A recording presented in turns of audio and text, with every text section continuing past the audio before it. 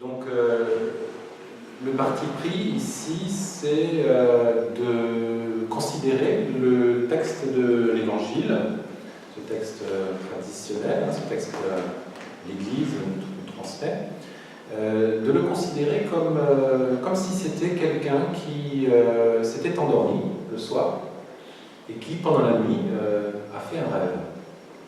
Et puis, comme c'est quelqu'un qui est un petit peu exercé à porter attention à ses rêves, il a prévu sur sa table de chevet le petit calepin et le crayon pour noter son rêve, parce que vous savez bien, le problème avec les rêves, c'est que toujours on se réveille le matin en se disant « je m'en souviendrai », et puis on va faire pipi aux toilettes et on revient, et plus moyen de mettre la main sur le rêve.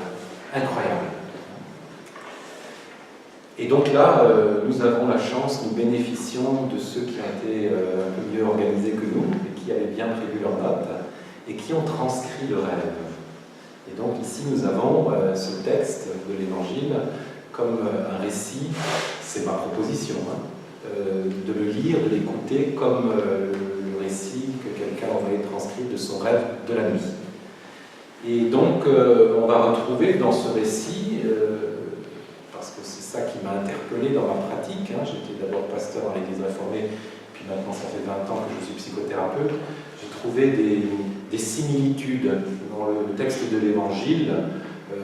Ceux qui sont habitués de le lire peut-être ne le perçoivent plus trop. Moi je sais que ça me faisait ça quand on a tous les jours le nez dans la Bible, on s'en aperçoit plus, mais quelqu'un qui le lit de manière plus fraîche, plus naïve, je sais pas comment dire, plus libre, souvent les personnes me disent mais je lis ce texte et c'est pas très cohérent, on s'attarde sur des détails, on passe très vite sur des choses qui sembleraient pourtant très importantes.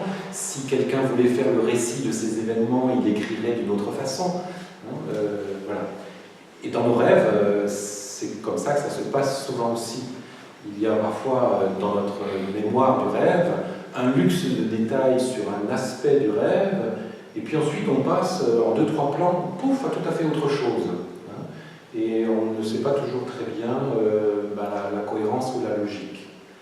Sauf que, donc je le disais la dernière fois, je me réfère dans cette approche du rêve aux travaux de Jung, Carl Gustav Jung, le psychanalyste, qui nous proposait de considérer dans un rêve tous les éléments du rêve, les personnages, les objets, les lieux, les animaux, comme des formes d'expression éclatées de tous les aspects que nous portons en nous. C'est-à-dire que si vous rêvez dans un rêve, par exemple, de votre grand-mère, ce n'est pas de votre grand-mère dont il s'agit. C'est votre psychisme qui utilise la figure de votre grand-mère pour représenter un aspect de vous-même. Et si dans le rêve il se passe quelque chose entre la grand-mère et on va dire, je ne sais pas moi, le cochon de sa porcherie, pourquoi pas, il y a tout d'un coup un animal qui apparaît, et puis d'ailleurs quand on le voit dans le rêve, c'est pas vraiment un cochon, c'est très bizarre, le rêve transforme tout. Eh bien, c'est pas d'un cochon dont il s'agit, mais c'est cette figure du cochon qui représente quelque chose de moi-même, qui se trouve en interaction avec cette autre partie de moi-même qui est représentée par la grand-mère. Et dans l'histoire du rêve, ce qui va se passer entre la grand-mère et le cochon, eh bien, le rêve vient illustrer quelque chose de cette dynamique qui se joue à l'intérieur de moi. D'accord ? Donc, on peut, de cette façon-là, procéder très méthodiquement, je le propose parfois à mes patients en thérapie. D'abord, écouter le rêve, ensuite faire une espèce de liste de tous les personnages, les événements, les objets, les lieux, les musiques, les paroles qui peuvent arriver dans le rêve, prendre ces éléments chacun séparément, essayer de trouver une grille de correspondance, mais sans se préoccuper pour l'instant, dans un premier temps, de l'histoire du rêve. Il y a une colombe dans le rêve. Bon, qu'est-ce que signifie pour moi la colombe ? Alors, on peut se référer à la symbolique universelle. La colombe généralement associé dans nos cultures à un signe de paix, mais on peut aussi chercher dans la symbolique plus personnelle. Voilà, il m'est arrivé dans mon enfance de trouver dans la cour de ma maison une colombe qui était blessée, c'était un oiseau blessé, donc la colombe pour moi sera plus le signal d'une fragilité, d'une blessure qui a besoin d'être prise en compte. Donc il y a plusieurs niveaux, il y a la symbolique personnelle, il y a la symbolique plus collective. Voilà. Puis je vais faire la correspondance, point par point, de chaque élément, de chaque objet, chaque animal, chaque situation du rêve. Et puis, quand j'aurai cette correspondance, je vais reprendre l'histoire du rêve, c'est-à-dire la dynamique de ce qui se passe entre les différentes personnes, objets, animaux, etc. Et là, je vais commencer à comprendre que mon psychisme veut me montrer une dynamique de ce qui se joue à l'intérieur de moi, entre différentes parties à l'intérieur de moi. Et voilà, si je suis la trace du rêve, eh bien, généralement, le rêve contient des propositions pour informer notre conscient d'une voie, on va dire un terme très général, une voie d'amélioration, ou bien je pourrais dire une voie de résolution, si on considère que nous avons tous en nous des conflits psychiques, c'est-à-dire qu'à l'intérieur de nous ça se bagarre, hein. Le rêve, par son illustration, par son histoire, est un itinéraire qui nous est proposé pour trouver un chemin d'harmonisation, d'apaisement, d'intégration de toutes ces parties. L'idée étant que la santé psychique, mais d'ailleurs sans doute beaucoup plus que la santé psychique, c'est, on va dire, l'harmonie. Bien, comme on dit en médecine chinoise, toute maladie qui apparaît est le symptôme, le révélateur d'un désordre, d'un déséquilibre. Et nous sommes tous en chemin vers, on va dire, retrouver ou restaurer ou recréer un équilibre. Et on peut vraiment, si c'est quelque chose qui nous intéresse, on peut vraiment suivre le chemin des rêves tout au long de nos vies, parce que l'inconscient qui produit cette matière du rêve, la nuit, pendant que nous dormons, l'inconscient est très généreux. L'inconscient nous donne abondamment des pistes de résolution. Mais regardez comment nous vivons, nous sommes tous tellement occupés et accaparés par tant de choses à l'extérieur que nous avons peu de temps pour accueillir cette matière, et donc jour après jour, nous passons à côté de ce qui nous est dit de façon royale par le rêve, hein, et nous passons à côté des ajustements, des accords, des harmonisations que la vie nous demanderait de faire, et puis en conséquence de cette légèreté ou de cette paresse, eh bien, il arrive fréquemment que nous rencontrons dans nos vies des situations qui alors nous déçoivent, nous blessent ou nous font mal, mais qui ne sont, à mon sens, qu'une illustration à l'extérieur du désordre que nous portons à l'intérieur de nous. Voilà. Alors, ici, donc, le parti pris, c'est, je l'ai dit à l'instant, de considérer le texte de l'Évangile comme un rêve collectif, un rêve qu'ont fait nos ancêtres pour nous, et qui... Jung considérait cet aspect-là aussi, hein, de l'inconscient collectif. Nous sommes très éduqués, nous sommes très dressés à la notion d'individualité, ici en Occident, mais dans d'autres cultures, dans d'autres sensibilités, on ne donne pas autant la priorité à l'individu, on donne dans certaines cultures beaucoup plus de priorité à la collectivité, et on dit dans certaines médecines, dans certains pays, qu'un individu ne peut pas guérir si le groupe auquel il appartient ne fait pas le nécessaire pour être en bonne santé. Ça, ce sont des choses que nous avons oubliées. Nous, ici, en Occident, on veut chacun être en bonne santé pour nous tout seul. Et je crois que parfois, c'est une impasse. Hein. Bon. Ici, le texte de l'Évangile est de l'ordre de, à mon sens, hein, c'est ma proposition, de l'ordre de cette collectivité. Et c'est ce que nous allons regarder et vérifier ensemble. Alors, donc, nous avions regardé un premier rêve, parce que les rêves se suivent. Hein. Je disais en fin de présentation la dernière fois que une des difficultés dans nos rêves, c'est de savoir où mettre la ponctuation. Je ne sais pas si vous le savez, mais dans la Torah hébraïque, hein, qui est l'hébreu, il n'y a pas de ponctuation. Je ne sais pas si vous le savez. Et c'est tout un travail que les chercheurs poursuivent encore aujourd'hui, de savoir à quel endroit il faut mettre les points et les virgules. Parce que si vous prenez un texte, prenez le texte, faites l'expérience, prenez un roman, n'importe un livre quelconque, et supprimez toute la ponctuation, et supprimez les majuscules en début de phrase, et vous allez à un moment donné hésiter de savoir si un terme fait partie de la phrase précédente ou de la phrase suivante, et ça peut notablement affecter le sens. Et donc, voilà.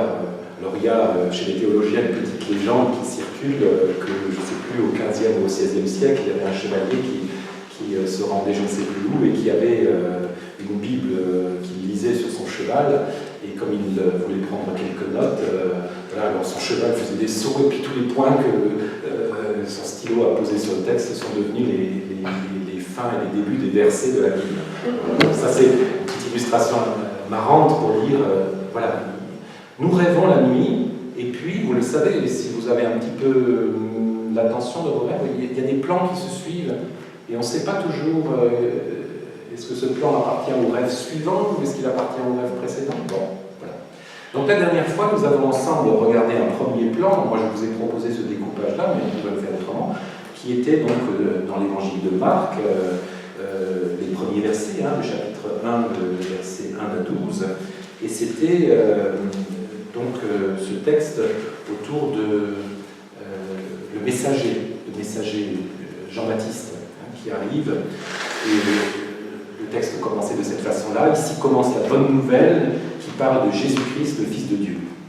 Dans le livre des prophètes est écrit « Je vais envoyer mon messager devant toi ». Et je vous proposais dans cette perspective-là donc de considérer que ce commencement de l'Évangile, c'est notre commencement à tous. C'est pas un commencement dans le sens d'une chronologie, mais c'est le commencement dans le sens d'une origine. Et l'origine, c'est une bonne nouvelle. Ça, c'est plutôt sympathique. Et la bonne nouvelle, elle nous parle de Jésus le Christ, le Fils de Dieu. Et donc, si on applique cette règle de l'interprétation des rêves, il est question ici de nous, et non pas, comme on nous a beaucoup appris dans notre culture occidentale, d'un Christ qui serait un personnage extérieur. Le Christ, c'est nous. Jésus-Christ, c'est nous le sommes. Et donc, nous sommes fils et filles, bien sûr, de Dieu. Et c'est ça la bonne nouvelle. Mais pour se rendre compte de ça, eh bien, il faut qu'un messager arrive. Parce que ce n'est pas quelque chose dont nous avons, là, comme ça, directement conscience. Quelqu'un doit venir par devant et préparer le chemin. C'est ce qui a été dit. Et la préparation de ce chemin, on l'avait vu ensemble, elle est proposée par une immersion, puisque Jean-Baptiste baptise, et le baptême, je l'avais dit la dernière fois, donc le mot baptiser signifie immersion. Et donc, il est proposé ici d'entrer de plein pied dans quelque chose, pas de tremper le bord des orteils, d'y aller franchement. Et en fait, c'est notre situation à chacun et à chacune d'entre nous. Nous avons été d'une certaine manière balancés à l'eau par notre naissance. Notre parcours existentiel ne nous laisse pas le choix, on est arrivé ici. Alors on voit parfois de temps en temps quelques êtres qui sont ici et qui semblent ne pas l'être tout à fait. Il y a des gens qui se tiennent un petit peu sur la margelle de l'existence, qui n'osent pas vraiment plonger. Mais en tout cas, l'invitation ici, c'est de plonger. Et le message du Baptiste, c'est de changer de comportement, et Dieu pardonnera vos péchés. Et j'avais évoqué ici le fait que le péché, c'est fondamentalement, c'est l'archétype de la flèche et l'archer qui bande son arc et qui lance sa flèche. Et le péché, c'est le même mot que pour une flèche qui n'atteint pas sa cible. Et quand nous sommes en existence, quand nous sommes arrivés dans cette vie qui est la nôtre, nous sommes en danger permanent, on pourrait le dire comme ça. C'est pas un danger... Oui, c'est un danger, quoi. C'est l'aventure de la vie, de rater notre cible. Et l'invitation du Baptiste, c'est dans cette immersion de reconnaître, de faire la confession. Alors j'avais parlé de verbalisation en en psychothérapie, on accompagne le patient à ce qu'il verbalise ce qu'il porte en lui pour que, par cette verbalisation, il puisse prendre conscience, puisse prendre une certaine distance, et puis ensuite qu'il puisse avoir un espace de réorganisation possible. Si nous n'entrons pas dans cette prise de conscience, nous sommes plus dirigés par ce que nous subissons, nous sommes un peu comme des pantins dont quelqu'un d'autre tirerait les ficelles, qu'en mesure nous-mêmes de choisir notre direction de vie. Voilà.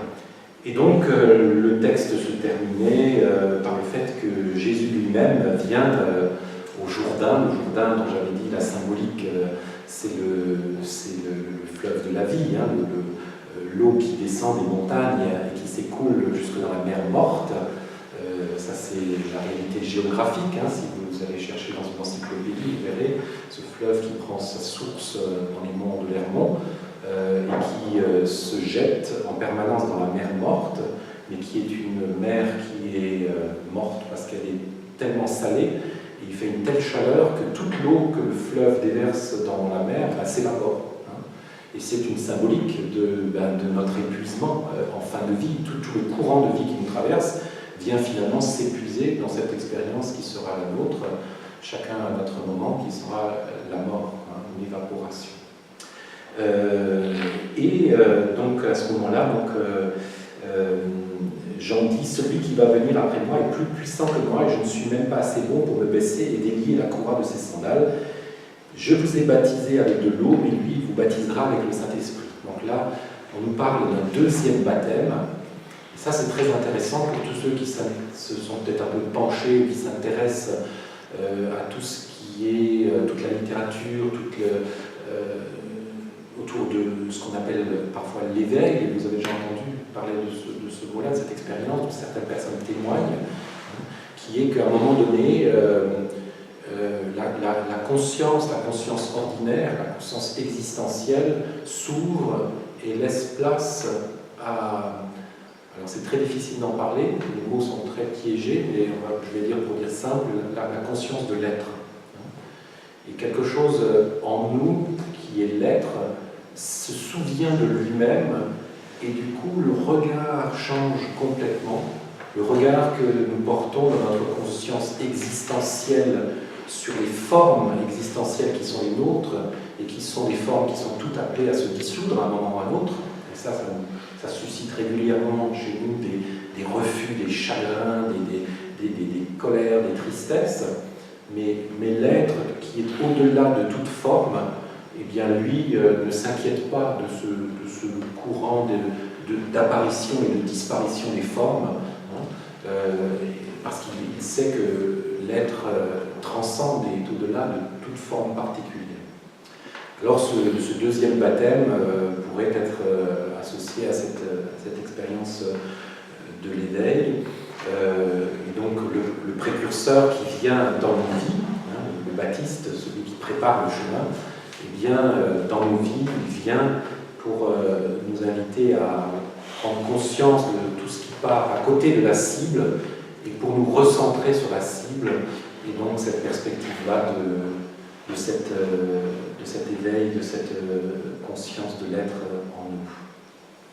Voilà, donc ça c'est un petit rappel sur le texte de la dernière fois. Cette fois-ci, donc, nous passons au rêve suivant, mais les rêves ont quelque chose à voir entre eux, évidemment. C'est pour ça que j'ai fait aussi ce petit rappel.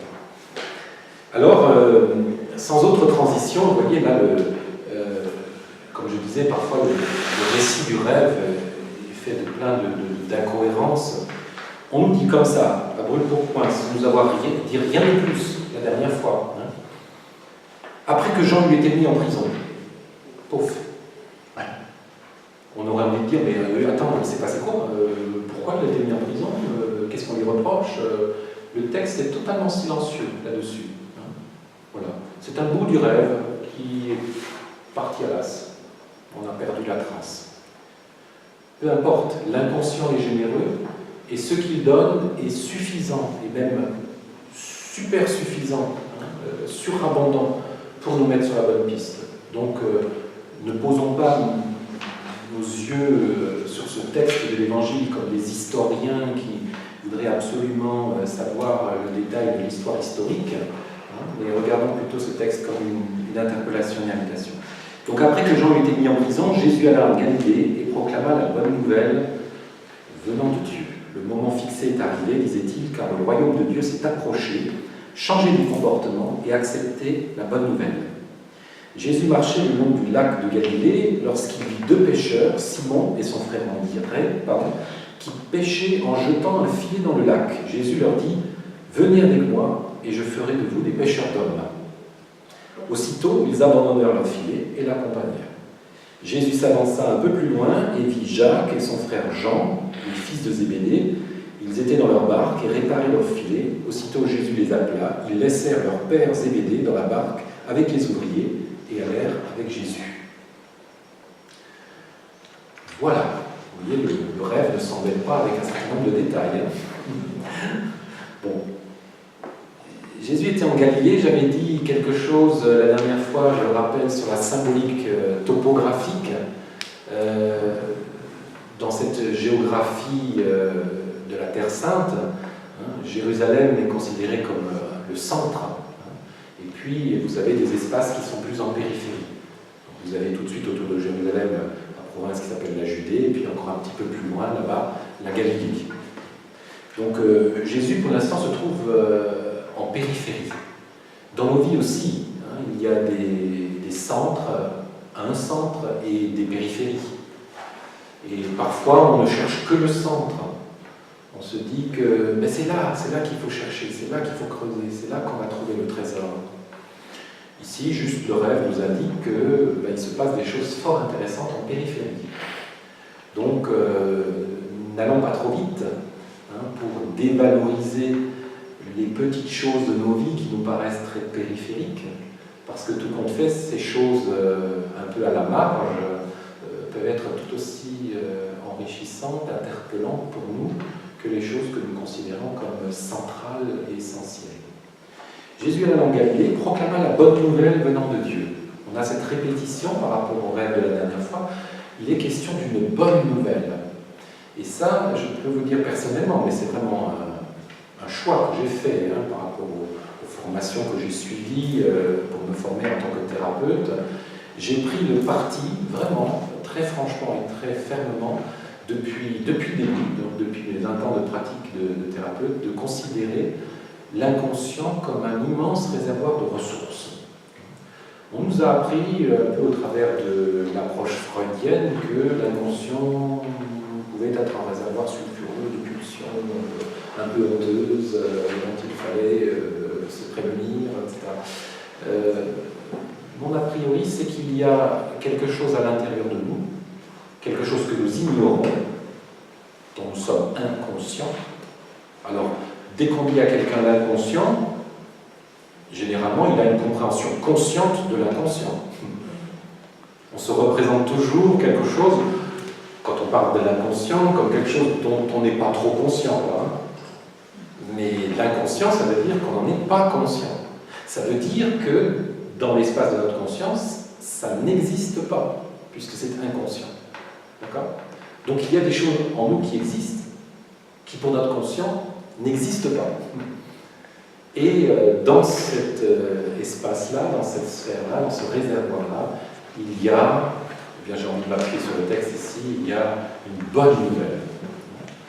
La bonne nouvelle, moi je vais me la dire avec mes propres mots, je la vois auprès de mes patients que j'accompagne, c'est que quelque chose complote en permanence, et ça ne nous lâche pas.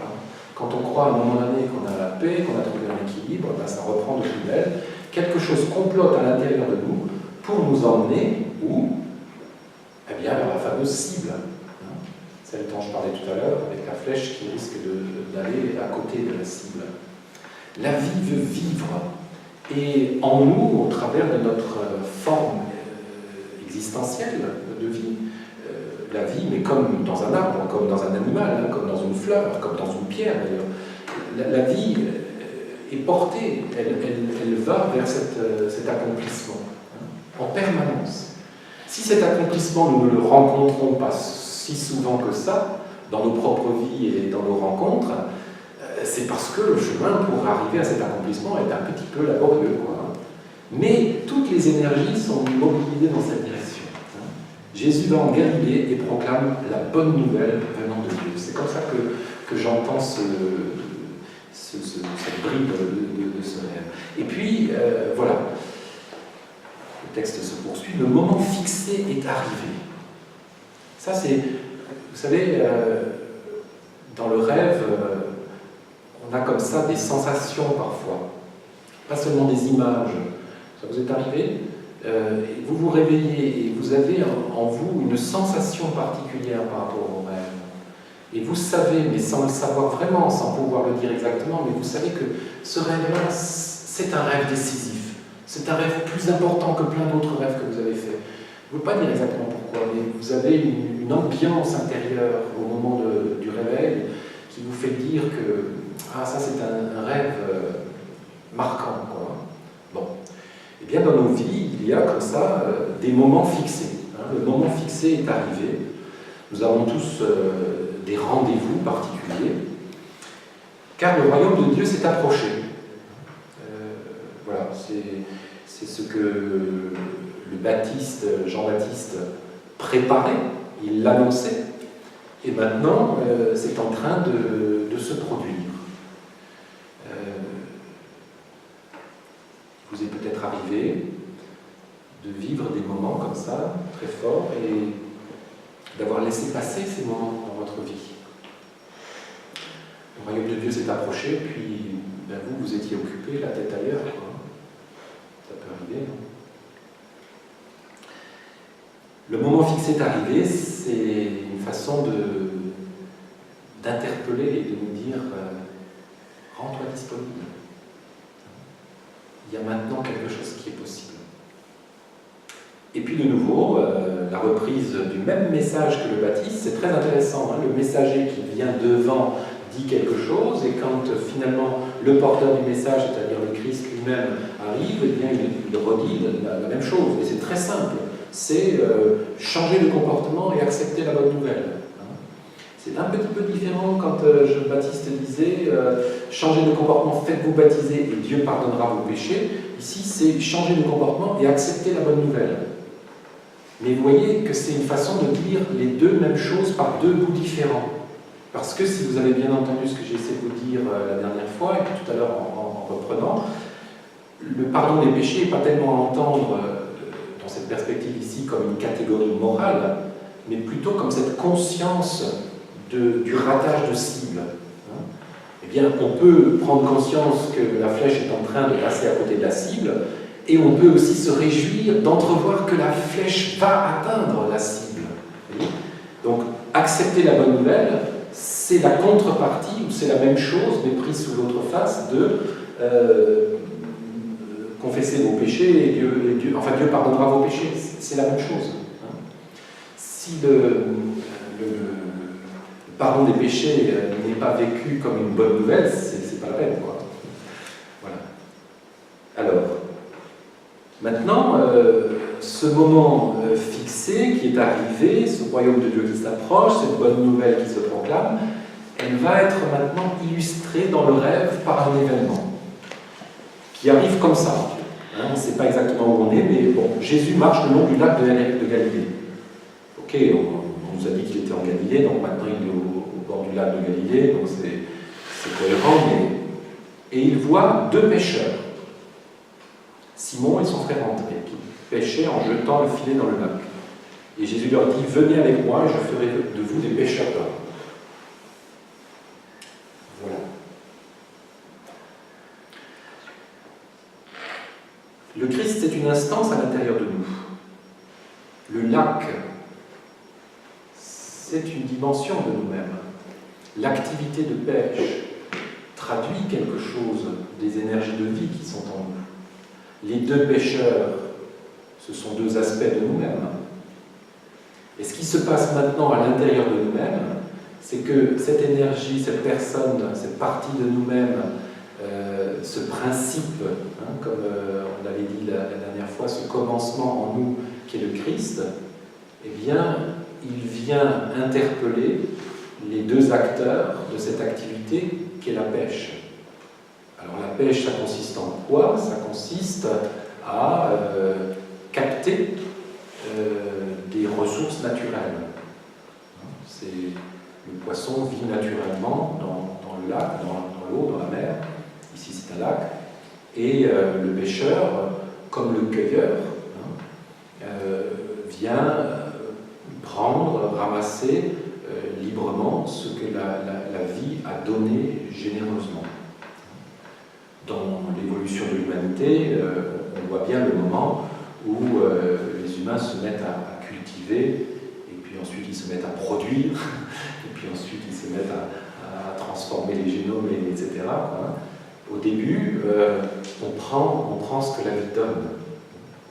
Ici, le pêcheur fait vraiment référence en nous, à cette capacité en nous d'accueillir ce qui est donné par la vie. Nous sommes tous des pêcheurs. Tous les jours, quand vous avancez dans votre vie, vous jetez votre filet. Alors, vous pêchez quoi? Moi, je ne sais pas.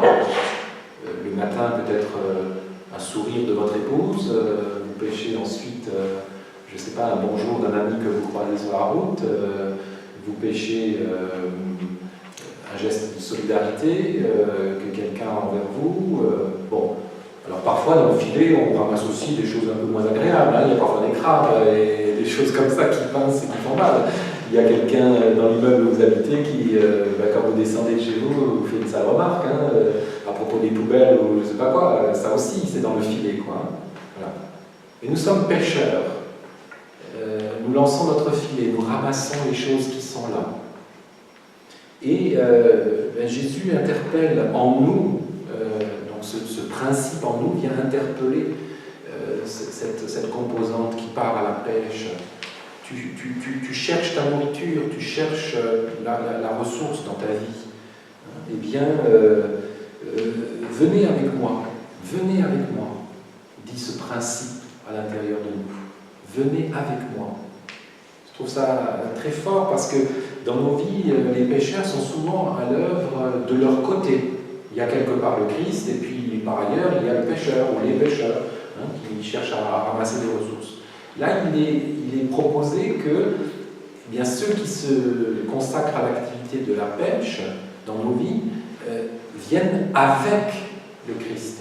Il y a eu une mise en relation, une mise en accord, une mise en compagnonnage, une suivance qui est proposée. Et je ferai de vous des pêcheurs d'hommes. Bon. Ça évoque quoi pour vous, pêcheurs d'hommes? On pourrait penser à la traite des Noirs. Il y en a qui ont été pêcher des hommes en Afrique pour les emmener en Amérique, pour les faire travailler dans le coton et tout le reste. Ils étaient pêcheurs d'hommes, si on voit les choses dans ce sens-là. Ici, je pense, c'est une proposition, dans l'interprétation des rêves, l'interprétation n'a jamais valeur de vérité, c'est chacun qui doit faire son propre travail d'interprétation. Mais ici, je vois plutôt cette notion de capter. Les poissons vivent partout dans le lac.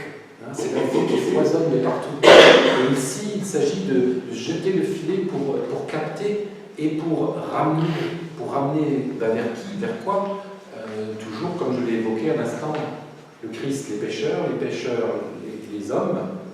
C'est pour finalement créer un mouvement de cohérence, de mettre tout ça dans un ordre, dans un suivi, dans ce sens-là, proposition.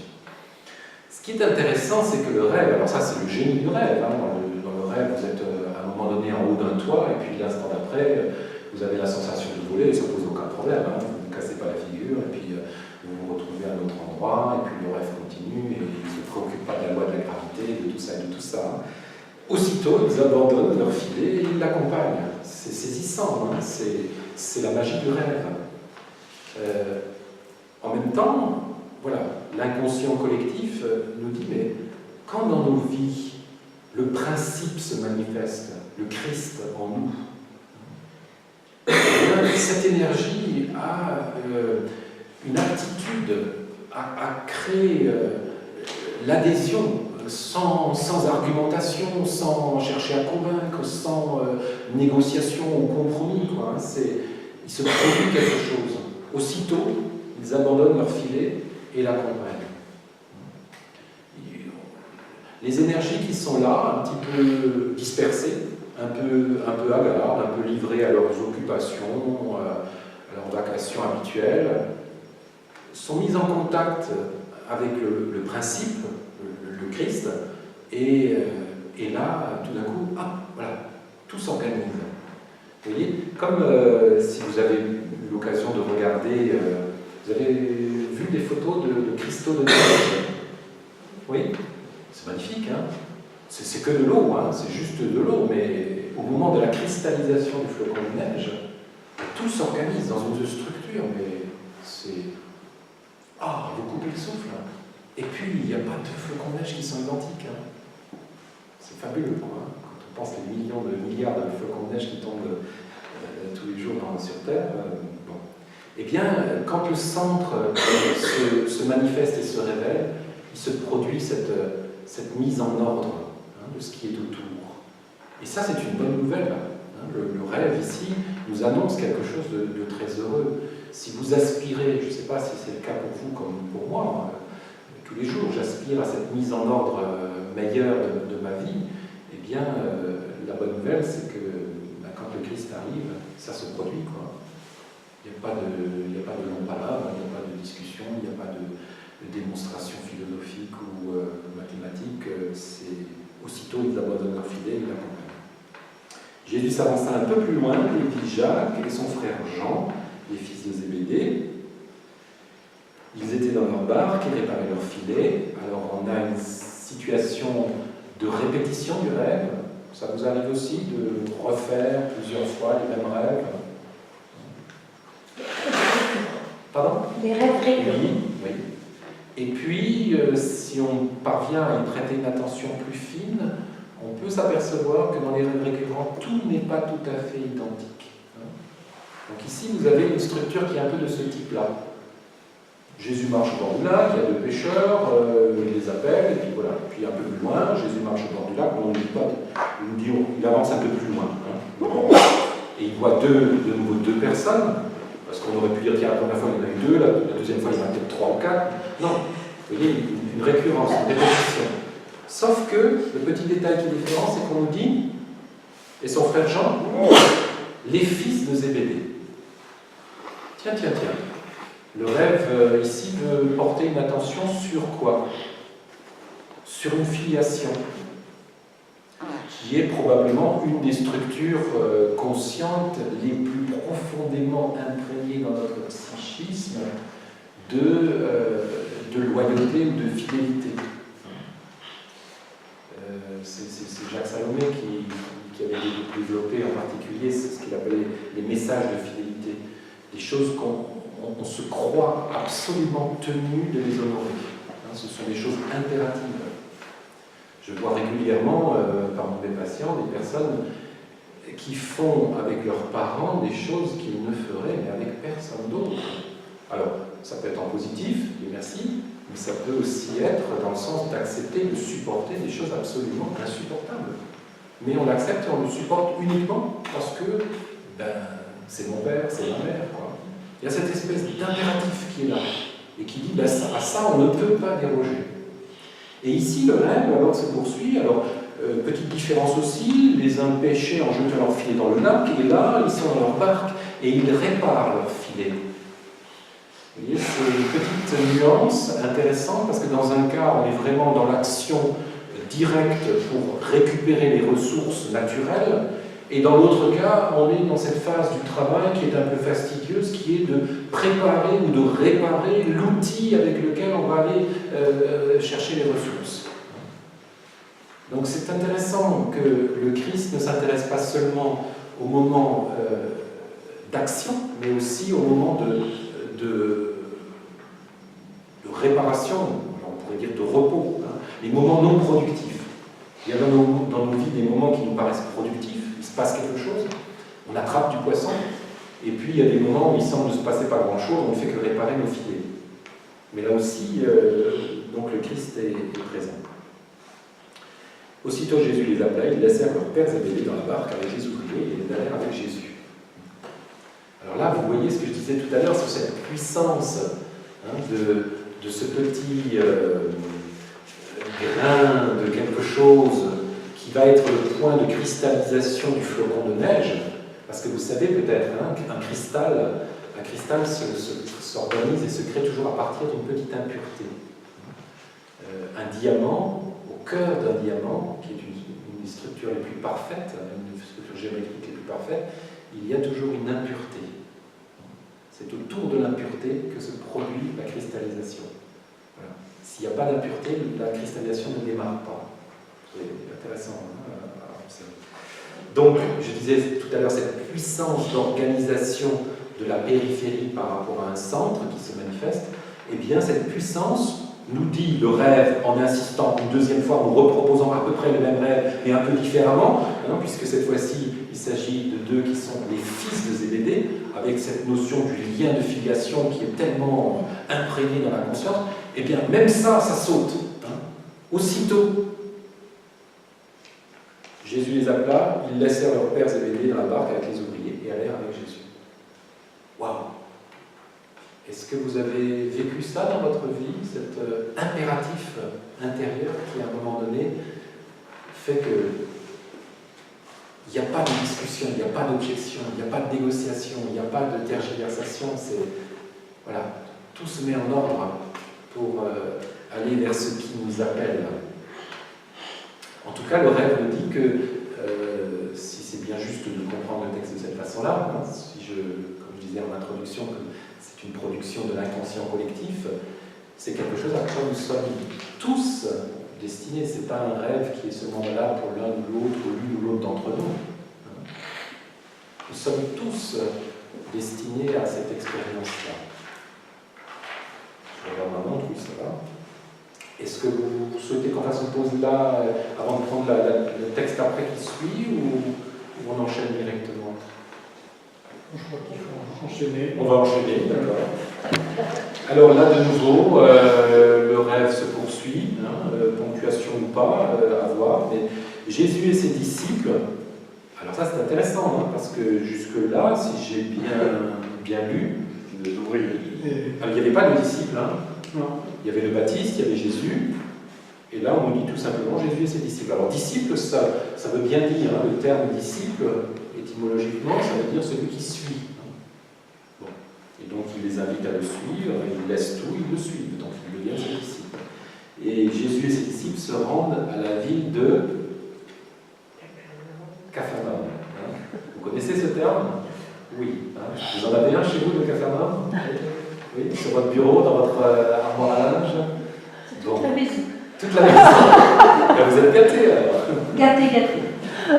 Le Christ ne se rend pas, vous voyez, comme on pourrait l'imaginer parfois dans une certaine vision des choses, il ne se rend pas dans l'espace bien rangé, bien ordonné, dans l'espace sacralisé, dans l'espace mis à part, sanctuarisé, je ne sais pas comment dire, enfin, vous voyez, pour retrouver là les quelques élus qui se sont préparés, qui sont tout imprégnés de lumière, qui sont capables de recevoir son... Non, il va dans le Capharnaüm, quoi. Moi, je trouve ça très sympathique, quoi.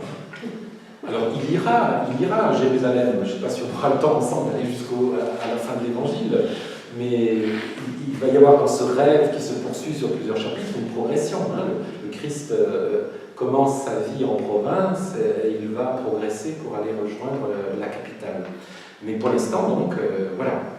Bonne nouvelle, quel que soit le rêve nous dit, quel que soit le désordre, quel que soit le pataquès de nos vies, quel que soit le bordel de nos existences, eh bien, on peut y rencontrer le Christ. C'est là qu'il vient aussi traîner ses sandales. Il n'y a pas de souci. Au jour du sabbat, Jésus entre dans la synagogue et se mit à enseigner.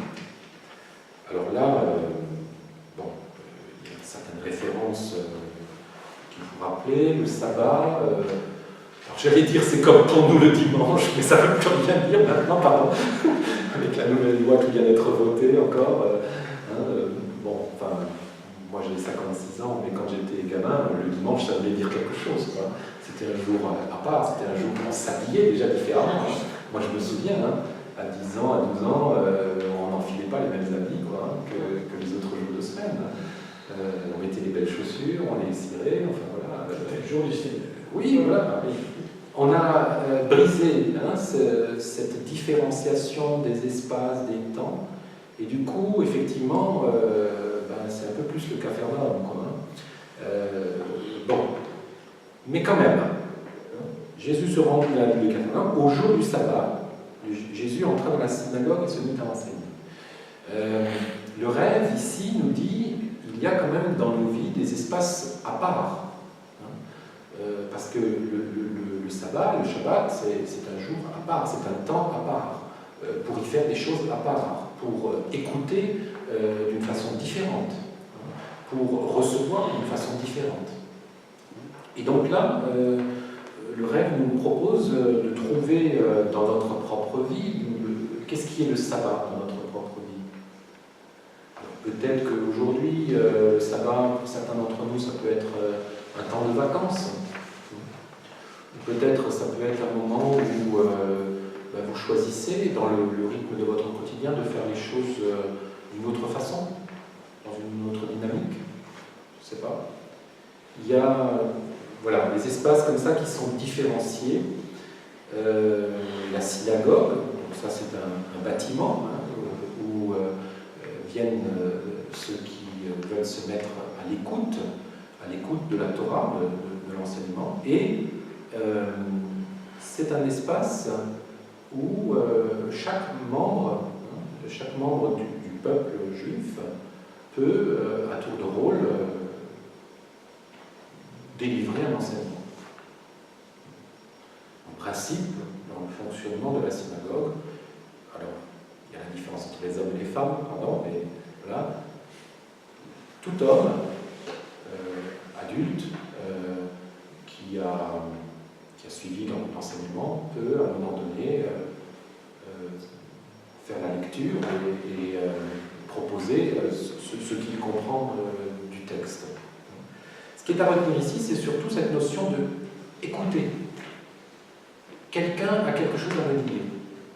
Alors, si le Christ, de nouveau, on le considère comme une partie de nous-mêmes, le rêve nous dit, voilà, rappelle-toi, il est bon qu'il y ait dans ta vie un espace pour écouter cette partie de toi-même. Que dans la course de poursuite de la vie, peut-être tu n'entends pas vraiment. Et d'écouter son enseignement. Et les gens qui l'entendaient étaient très étonnés de sa manière d'enseigner. On ne nous dit pas ce qu'il enseignait. Hein. Le récit du rêve ne rapporte rien du contenu de l'enseignement. Mais il nous rapporte quelque chose de la tonalité de ce que produit l'enseignement. Un étonnement. Et ça, je peux vous le dire à titre personnel, c'est devenu pour moi un point de repère. Quand dans ma vie vient quelque chose, un événement, une circonstance, qui provoque un étonnement chez moi, là, j'ai pris l'habitude de me dire, écoute bien, regarde bien. Quand les choses, quand ça ne se passe pas comme je l'avais prévu d'avance, comme je l'avais imaginé, comme je l'avais programmé. Dans ces petits accros, dans ces petites contrariétés, dans ces... alors bon, la contrariété, c'est l'étonnement dans le sens négatif, hein, mais les gens l'entendaient, étaient très étonnés de sa manière d'enseigner, car il n'était pas comme les maîtres de la loi, mais il les enseignait avec autorité. Alors les maîtres de la loi, dans la symbolique là, de la différenciation des fonctions et des personnes du peuple juif à l'époque de Jésus, ce sont les lettrés, ce sont les gens qui ont appris, ce sont les gens qui ont d'ailleurs eux-mêmes reçu l'enseignement de ceux qui l'avaient reçu avant eux. Hein. C'est les maîtres de la loi, c'est la transmission de l'acquis, de l'habitude. Et il y a en nous, bien sûr, des quantités de choses, d'aspects de nous-mêmes qui savent déjà. Hein. On sait de quoi notre soirée tout à l'heure sera faite quand on rentrera chez nous. On sait sait déjà à peu près la journée de demain, comment elle va se dérouler. Ça, c'est, je trouve, une illustration de ces maîtres de la loi qui savent les choses à l'avance en nous. Et on me dit, ils étaient étonnés de sa manière d'enseigner car ils n'étaient pas comme les maîtres de la loi. Voilà. Mais il les enseignait avec autorité. Wow. Alors autorité, c'est à entendre ici, non pas dans le sens autoritaire, hein, mais dans le sens de, encore une fois, de quelque chose qui parle avec une force, une justesse qui interpelle, quoi. On a du mal à résister, tellement ça sonne juste, tellement ça parle juste à l'intérieur de nous. Bon. Et juste à ce moment, un homme tourmenté par un esprit mauvais apparaît dans la synagogue. Il cria « Que nous veux-tu, Jésus de Nazareth? Es-tu venu pour nous détruire? Je sais bien qui tu es, le Saint envoyé de Dieu. » Jésus parla sévèrement à l'esprit et lui donna cet ordre « Tais-toi et sors de cet homme. » L'esprit mauvais secoua rudement l'homme et sortit de lui en poussant un grand cri. Les gens furent tous si étonnés qu'ils se demandèrent les uns aux autres « Qu'est-ce que cela? Un nouvel enseignement donné avec autorité. » Cet homme commande même aux esprits mauvais et ils lui obéissent. Et rapidement, on a entendu parler de Jésus dans toute la région de la Galilée. Alors, cette rencontre, cette confrontation entre Jésus et l'homme, comme on dit au début, c'est l'homme tourmenté, est un nouvel épisode. L'homme tourmenté, il est en nous. C'est pas la peine d'essayer de le chercher chez l'autre. Il y a en nous l'homme, la femme tourmentée. Et il y a en nous ce Christ avec cette autorité. Ce qui est intéressant, c'est que l'homme tourmenté, alors on nous dit par un esprit mauvais, alors encore une fois la traduction ici, le mauvais ne doit pas être compris comme une catégorie morale, hein, mais plutôt comme quelque chose qui est désaxé. C'est le mot, quand on va le chercher dans le grec, c'est un esprit qui est décalé, qui est désaxé. Donc ça fait de nouveau référence à la flèche qui rate sa cible. Voilà. Un homme tourmenté par un esprit mauvais apparu dans la synagogue, il cria « Que nous veux-tu, Jésus de Nazareth? Es-tu venu pour nous détruire ?» Là, je trouve le texte, pour moi, très, très aidant. C'est peut-être vraiment personnellement, mais quand dans ma vie, la rencontre avec le principe, avec le Christ en moi, se fait plus nettement, ben, il y a toujours un moment de panique à bord. Qu'est-ce que la vie me veut maintenant? Moi, j'étais tranquillement installé en Lorraine, et j'avais tout fait pour que les choses aillent bien là-bas. Et puis un jour, est venue cette panique, dont je me suis sérieusement demandé à un moment si ce n'était pas pour me détruire, qui m'a dit maintenant tu vas à Nîmes. J'avais rien à faire à Nîmes, enfin en particulier, mais voilà, c'était. Cet homme tourmenté par l'esprit qui n'est pas dans l'axe, il sent très nettement l'interpellation du Christ. C'est pas qu'il soit fermé, c'est pas qu'il soit... Mais il traduit cette interpellation comme une menace. Il dit « Es-tu venu pour nous détruire ?» Quand en nous quelque chose se raidit, vous savez, un conjoint qui nous quitte, ou bien, je ne sais pas, un changement professionnel, ou bien une maladie qui arrive, es-tu venu pour me détruire? C'est naturel, c'est légitime, mais voilà. Je sais bien qui tu es, le Saint envoyé de Dieu. Et là, vous avez cette expérience, vous savez, du sacré qui, dans les textes traditionnels, dans les témoignages qu'on peut lire, est toujours vécu sous ces deux angles. Il y a le sacré comme le moment où tout prend sa place, quoi, une espèce d'expérience de béatitude, tout devient lumineux, clair, limpide.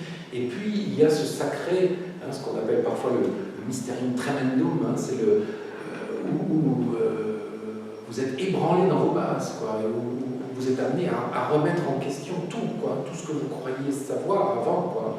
Et ça peut être un moment d'inquiétude très très très profonde, quoi. Je sais bien que tu es le Saint envoyé de Dieu. Il y a cette perception du sacré, mais je ne sais pas encore si ce sacré, je vais pouvoir y adhérer, me laisser emporter par lui positivement pour une remise en ordre dans ma vie, et une cohérence et une belle harmonie et des fruits qui en découleront, ou bien si ça va être pour foutre la pagaille complète, quoi. Qu'est-ce qu'il y a? Et là, donc, Jésus parle sévèrement à l'esprit et lui donne cet ordre: tais-toi et sors de cet homme. Étrange, hein? Étrange.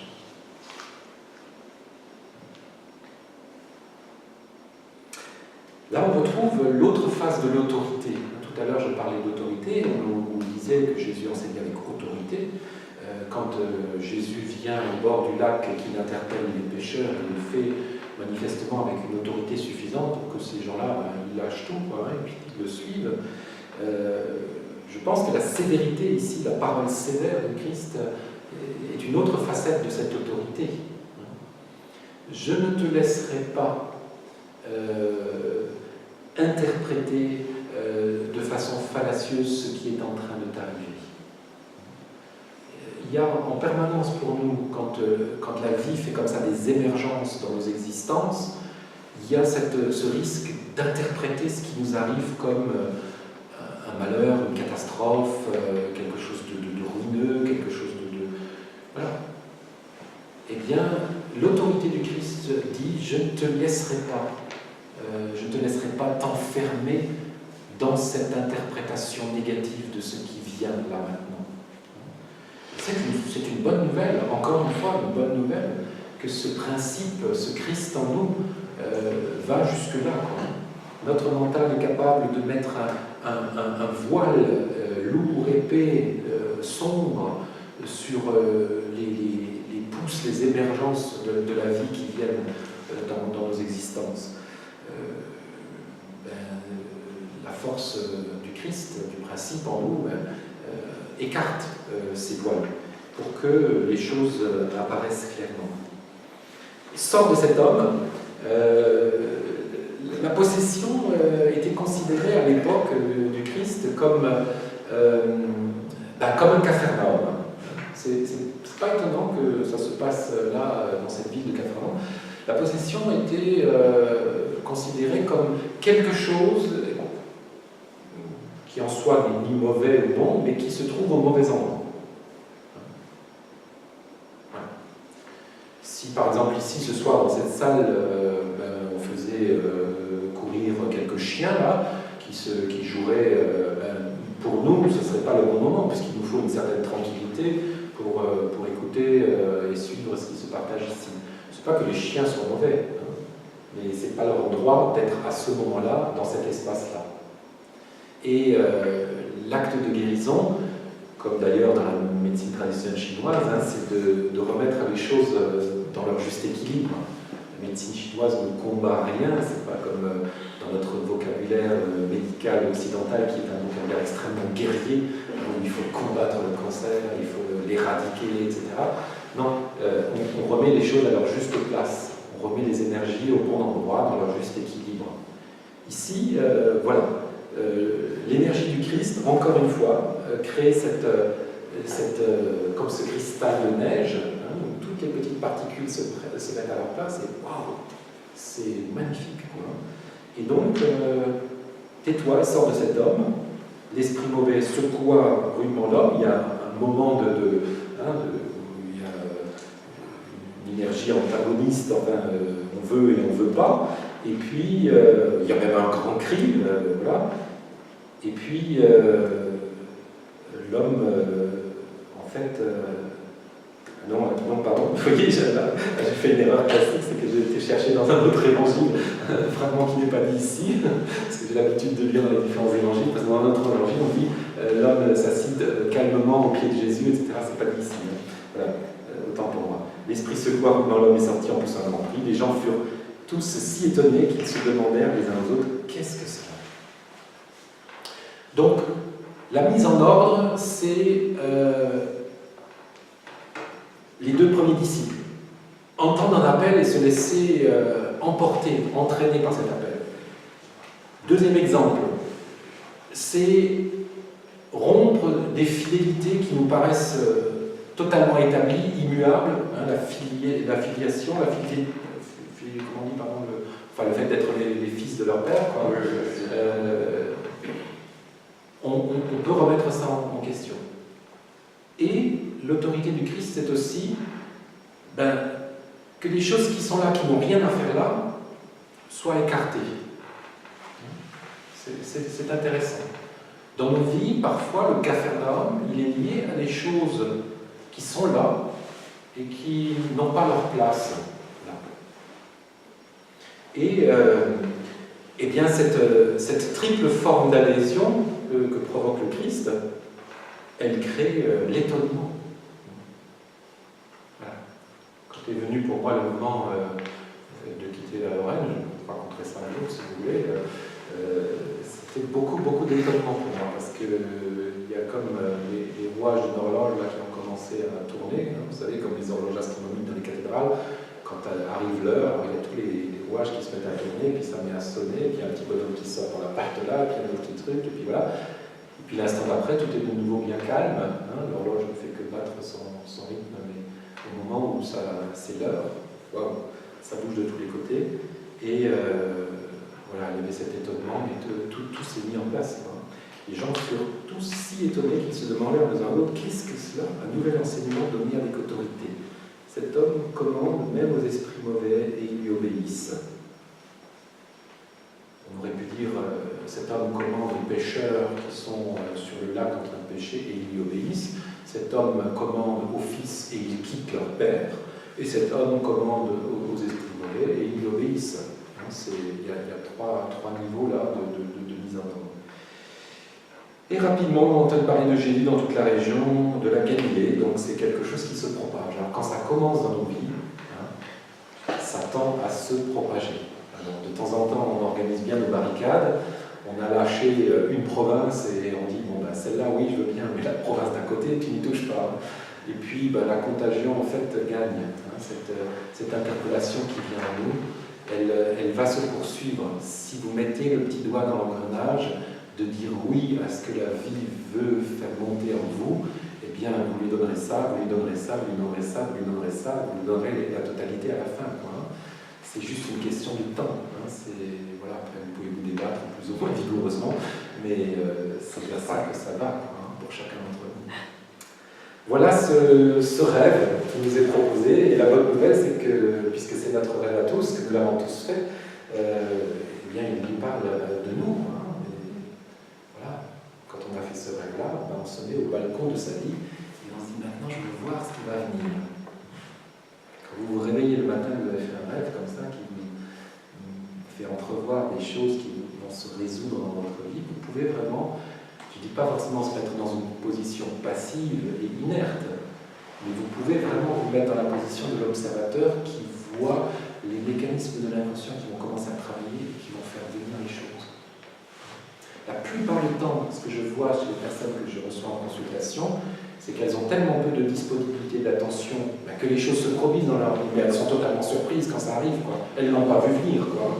Et là, évidemment, ça fait très mal, et pourquoi ça m'arrive à moi, et pourquoi c'est comme ça, et etc., quoi.